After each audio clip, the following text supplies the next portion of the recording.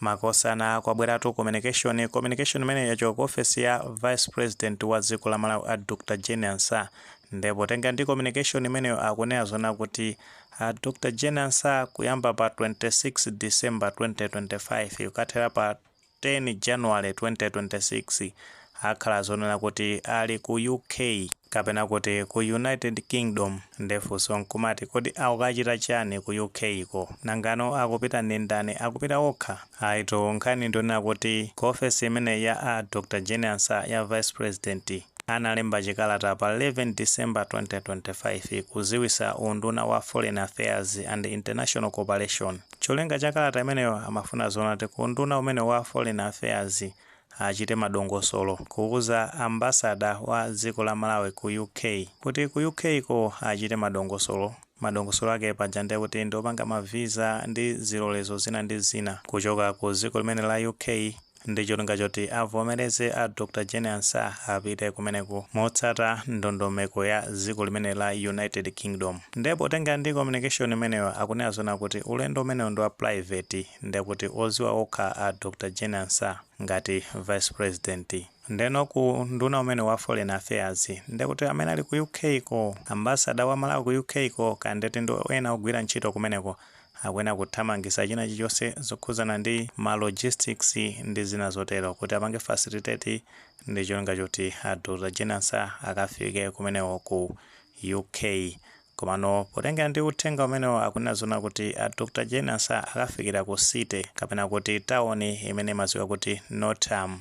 Ndenotu sizokhazo a Dr. Jane Ansah popita kumeneko potengera kuti yo ndi a Vice President, ndoti atutakonso kwanyanya wa anthu oti apite nawo kumeneko. Nde akunena zona kuti anthu amene apite kumeneko ndekuti ndi protocol achitetezo a Vice President komanso achipatala kuphatikiza pamenepo ndekuti ma personal assistant. Nde pajati maziwa kale kuti Vice President amakhala ndi bodyguard kama bodyguard angapo ndekuti amazakhalanso ndekuti ndi achipatala ndi cholinga choti akakhosomola ndi zina zotero amene akhale akuthamangisa ziwiri zitatu kuti umoyo uthe kubwerera bwinobwino.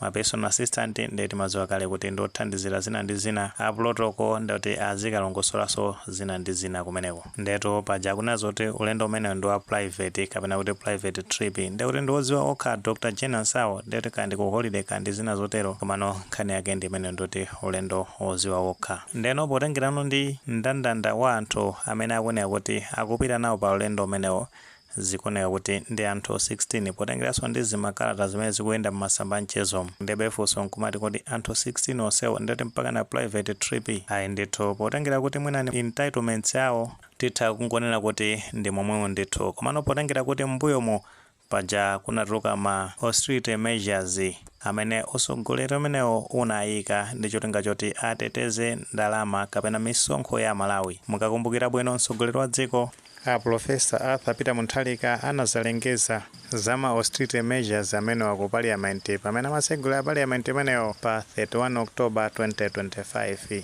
kuphatikiza pamenepo tinaonanso kuti a Justin Saidi panali pa 4 November 2025 pa Justin Saidi ndekuti ndi a Chief Secretary to the President and Cabinet ankazafotokoza kunena zona kuti ayika ma measures ofuna kuteteza chuma cha dziko la Malawi. Amanena zona kuti nduna komanso achiwiri kwa nduna ndekuti kupita kunja kumayiko akunja kukagwira ntchito kumeneko azipita katatu pa chaka. Ngati maulendo azipitirira pamenepo ndekuti nopazikhala no special circumstance komano azichita kukafuna approval kuchoka ku ofesi ya msogoleri wa dziko. Kuchoka pamenepo tinaonanso kuti anduna zachuma a Joseph Mwanamveka pamene amapitisa ndondomeko ya zachuma ku parliament imene amazayitchula kuti mid-year budget review amazanena zona kuti ngati njira imodzi yofuna kuteteza chuma cha Malawi komanso kuchepesa ndalama zimene boma limagwisa ntchito ndalama zakunja zimenezo polipira anthu ogwira ntchito kuma embassy a dziko la Malawi kumayiko osiyanasiyana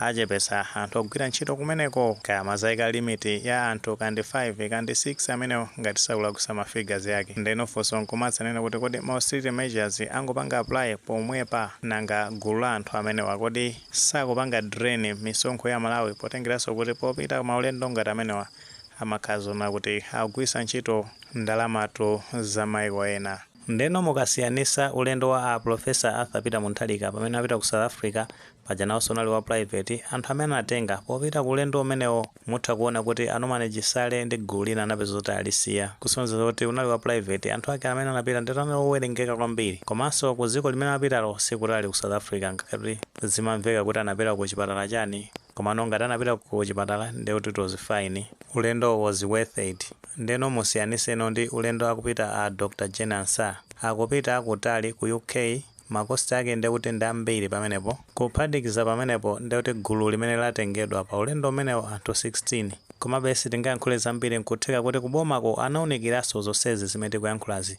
Mwina anthu amenewa ena akugwisa ntchito mwina ndalama zawo, koma ngati akugwisa ntchito ndalama zawo ndiye kuti atha kuonesa mapulufu amalisiti kandi kuti air ticket ndi zina zotero, kapena iye mwina government ayikapo ndalama zochepa, iwonso ayikaponso ndalama zina, sitikutha kuziwa bwinobwino. Ndiye komabe potengera kuti mwina ndi entitlement yonena kuti vice president kandi kuti president amapasidwa masiku 30 pa chaka for vacation, ngakhale kuti constitution ya Malawi is not explicit detailed pa nkhani yokhuza ndi ma holidays. Tikatengera ndi section 81 kufika ku 82 ya constitution imeneyi, mwina tomwe ndi maganizo pa nkhani imeneyi pamene tunazoona kuti wachiwiri wa mtsogoleri wa dziko a Dr. Jenner Sarr ndiye kuti akupita ku UK, ku United Kingdom pa ulendo woziwa wokha, pomwe atuta chinkwanyanya cha anthu. Ngati maganizo amene walipo mutha kutifotokozera comment section, koma tikamapereka tilemekezenso maganizo anzathu.